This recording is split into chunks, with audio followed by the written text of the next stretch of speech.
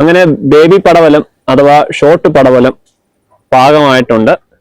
ഇത് ഇത്രയും നന്നായിട്ട് ലഭിക്കാൻ കാരണം കവർ ഇട്ടുകൊണ്ടാണ്. അതുകൊണ്ട് ഇത് നോക്ക്, ഇത്തരത്തില് പടവലത്തിന്റെ കവർ പ്രത്യേകം കടകളിൽ വാങ്ങിക്കാൻ കിട്ടും. ഇല്ലെങ്കിൽ ഇത് മുഴുവൻ കായ്ച്ച കുത്തി നശിപ്പിക്കുന്നതാണ്. അപ്പൊ ഇത് ഏകദേശം നല്ല വിളവായിട്ടുണ്ട്. അപ്പൊ ഇതൊന്ന് കട്ട് ചെയ്ത് കാണിക്കാം. ഓക്കെ, ഇത് സാധാരണ വീടുകളിലേക്കൊക്കെ നല്ല എളുപ്പത്തിൽ വളർത്താൻ പറ്റുന്ന ഒരിനം പടവലമാണ്.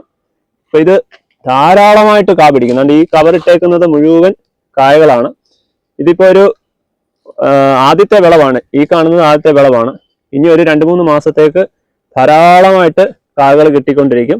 അപ്പം ചെറിയ പടവലം ആവുമ്പോൾ തന്നെ ഇതേപോലെ കവറുകൾ ഇട്ട്, അതാണ്ട് ഇതിപ്പോ നോക്കുക, ചെറിയ പടവലം ചെറുതായിട്ട് കായ ആയതേ ഉള്ളൂ.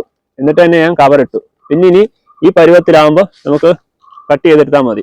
അല്ലാതെ സാധാരണ ഇച്ചിരി നീളത്തിലേക്ക് മാറ്റിയിട്ട് നമ്മൾ പിന്നീട് കവറിടാൻ നിൽക്കുകയാണെങ്കിൽ കായ്ച്ച വന്ന് നേരത്തെ തന്നെ മുട്ട നിക്ഷേപിക്കും. അത് വളരുന്നതനുസരിച്ച് പുഴുവായിട്ട് മാറി ആ പടവലം നശിക്കുന്നതായിട്ടാണ് കാണുന്നത്.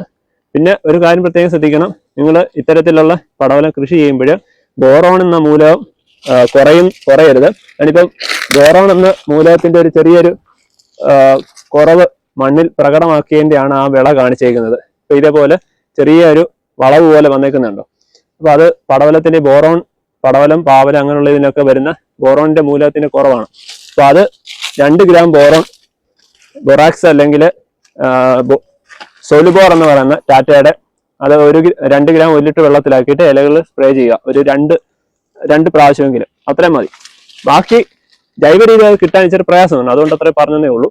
അപ്പൊ ഈ തരത്തിലുള്ള പടവലം നിങ്ങൾക്ക് വളരെ എളുപ്പത്തിൽ ജൈവ രീതിയിലും, ഞാൻ ചുവട്ടിലെ ജൈവ രീതി മാത്രമാണ്, മുകളിലേക്കാണ് ഓൺലൈൻറ്റെയിലും ചെയ്തു. പിന്നെ അതേപോലെ സൾഫേറ്റ് ഓഫ് പൊട്ടാഷ്യം ഒരു തവണ കൊടുത്തു. ബാക്കി എല്ലാം ജൈവ രീതി ചുവട്ടിൽ മാത്രമേ കൊടുത്തിട്ടുള്ളൂ. ചാരം നന്നായിട്ട് കമ്പോസ്റ്റ് കൊടുത്തിട്ടുണ്ട്, അതേപോലെ വേപ്പും പിണ്ണാക്ക് കൊടുത്തിട്ടുണ്ട്, അതേപോലെ കോഴിവളവും കൊടുത്തിട്ടുണ്ട്. പിന്നെ നന്നായിട്ട് നനയ്ക്കണം. ഒരു നേരം നല്ല രീതിയിലെങ്കിലും നനയ്ക്കാൻ പറ്റണം. പൊതയിടാൻ ഏറ്റവും നല്ലതാണ്.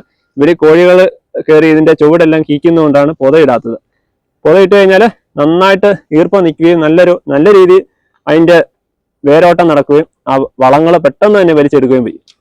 അപ്പൊ ഇത് വളരെ എളുപ്പത്തിൽ നിങ്ങൾക്ക് വീട്ടിൽ ചെയ്യാൻ പറ്റും. അപ്പൊ ഇതിന്റെ വിത്തൊക്കെ ആവശ്യമുണ്ടെങ്കിൽ എൻ്റെ വാട്സപ്പ് നമ്പറിൽ നിങ്ങൾ മെസ്സേജ് ഇട്ടാൽ മതി. വിളിക്കാൻ നിൽക്കില്ല, അതിനകത്തേക്ക് മെസ്സേജ് ഇട്ട് കഴിഞ്ഞാൽ ഞാൻ മറുപടി നൽകുന്നതാണ്.